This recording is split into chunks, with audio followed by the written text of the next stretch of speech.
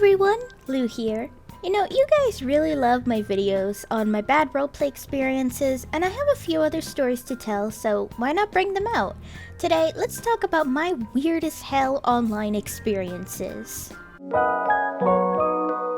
Now, just like with my bad roleplay experience video, names will be changed to hide the identity of the people involved in these issues.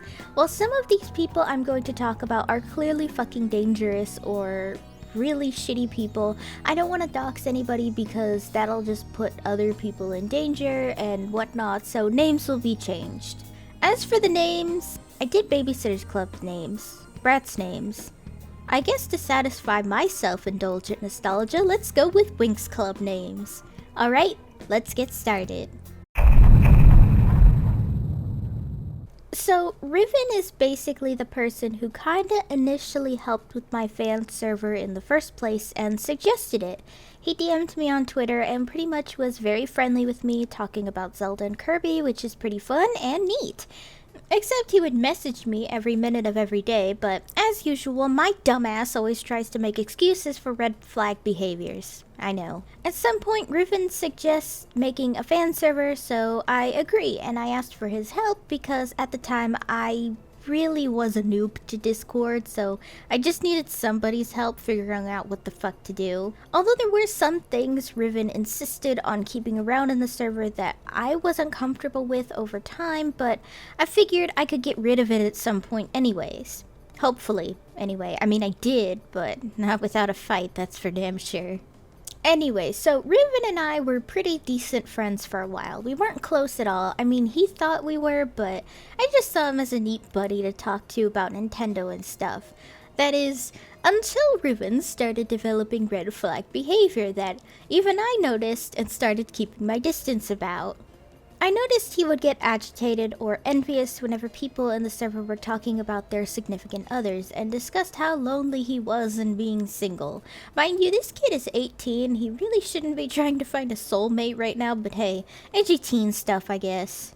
Well, at some point, he confesses his love to me and how he wants to date me and move all the way to my state and live with me. When I tell you guys I was shocked and confused, I was very shocked and confused.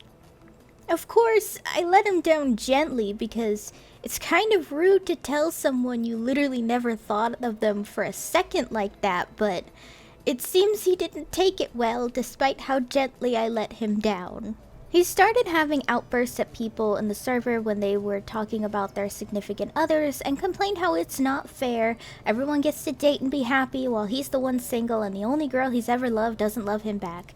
So I had a talk with him. I basically said he was taking this shit way too far and that I was done talking to him ever again if he wants to guilt trip me into dating him when I had like literally zero feelings for him. Except during this, he also said that if we weren't gonna be friends, that I should give my fan server to him. Basically, he claimed that making my fan server was a gift from me, so he should have ownership of it? I don't know, guys, y'all find the logic there because I was very confused during that entire argument. Thanks to the help of someone else though, who is going to end up in this video, I blocked him and kicked him out of the server.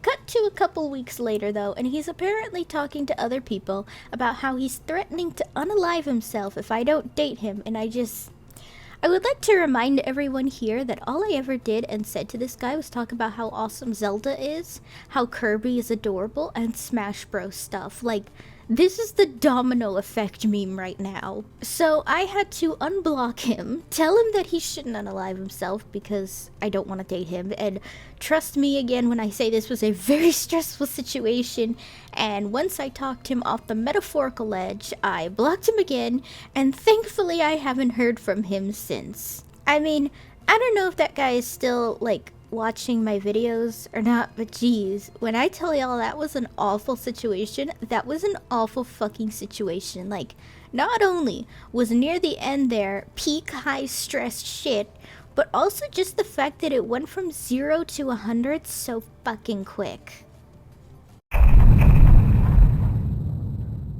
This one is pretty confusing to people when I tell them this story when I share bad experiences online with friends.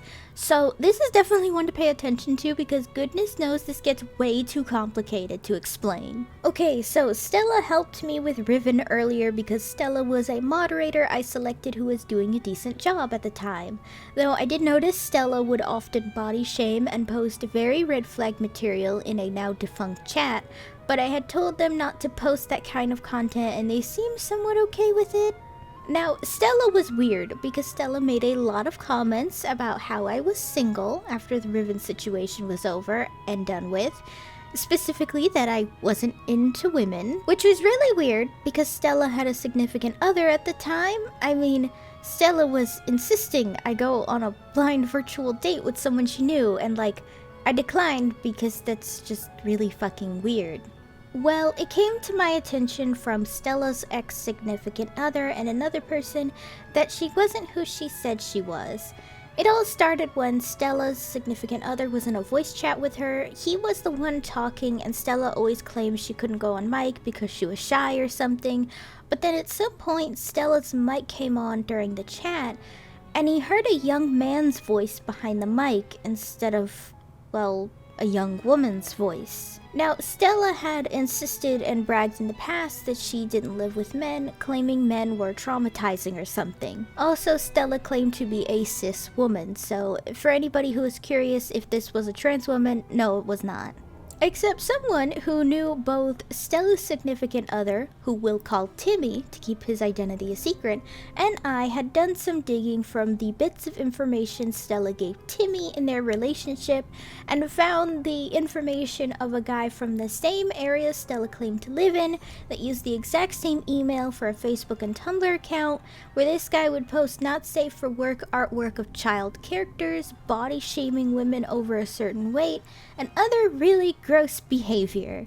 After assisting further in my own information on Stella, we found out that Stella was actually a guy who liked to catfish lesbian women into dating him by pretending to be a woman, and if the person turned out to be straight, then he would use his actual self instead by posing as a friend of Stella's. Let me tell you, the catfish episode of a situation like this would have raked in millions, I tell you. But outside of my bad jokes, this was a very yikes situation that I felt really grossed out and creeped out by. It honestly felt like Stella only even helped me in the first place just to take advantage of me and I guess try to date me, which no. Overall, not a fun experience either. I mean, none of these are fun, but damn, having these two back to back was just really bad. So, Bloom is just kind of an example of the shit that happens a million times over behind the scenes on this channel, but is the one with more than just a single sentence to kind of describe what happened. Okay, so I don't fully remember how I met Bloom, but I think it was me auditioning for games and fan dubbing projects on Casting Call Club. I didn't audition there anymore because of how many times projects literally never go anywhere on that site and kind of just end up being a waste of time for everyone, but I did it anyway. At some point, I was supposed to be in some dub for a game someone was working on, but then that project got cancelled. But one of the concept designers for the game had come to ask me if I'd like to be an artist for the game after she saw my work on my channel. I mean, my artwork was pretty fucking bad back in the day because I'm not a good artist, but hey, I'll take a massive compliment when there is one.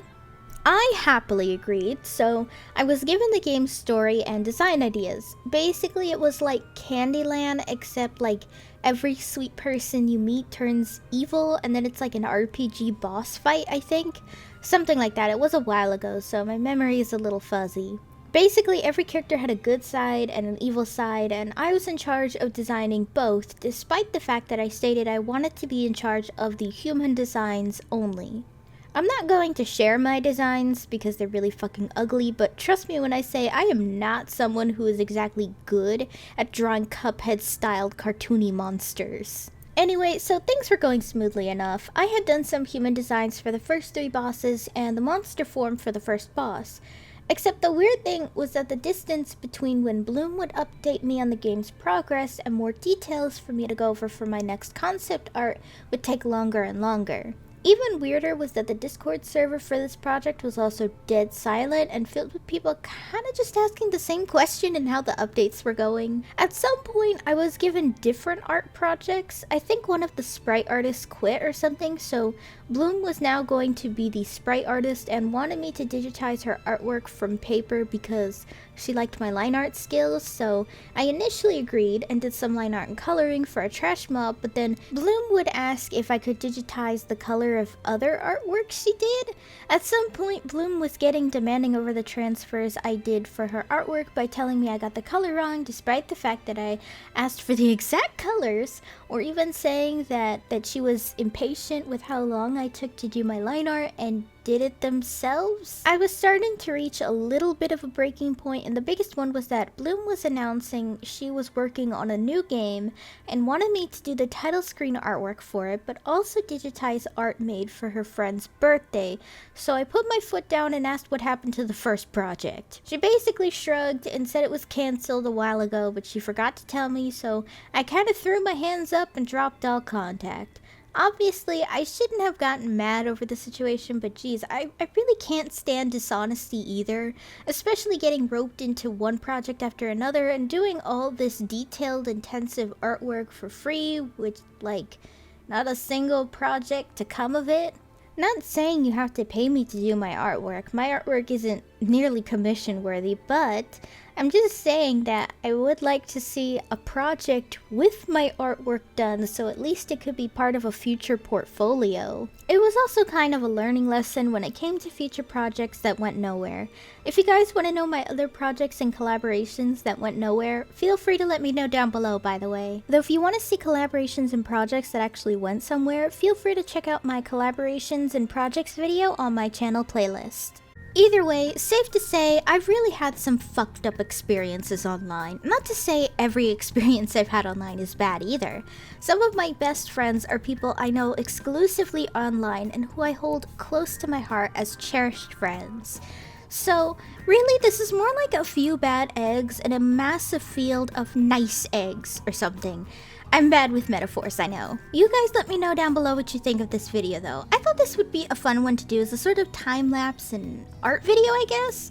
Those are pretty popular anyway, so hey, why not, right? And hey, if maybe you share this video around with your friends in case they ever met people like the ones in this video, so they know they're not alone. Hey guys, thanks for watching! If you liked the video, be sure to give it a thumbs up and consider subscribing if you're new. If any of you would like to help support my channel in any possible way, my Ko-fi page is down below in the description, along with all of my social media. For any subscribers, new or old, who'd like to help with video ideas, or maybe just want to talk about anime or something, I have a fan server linked down below. See you next time!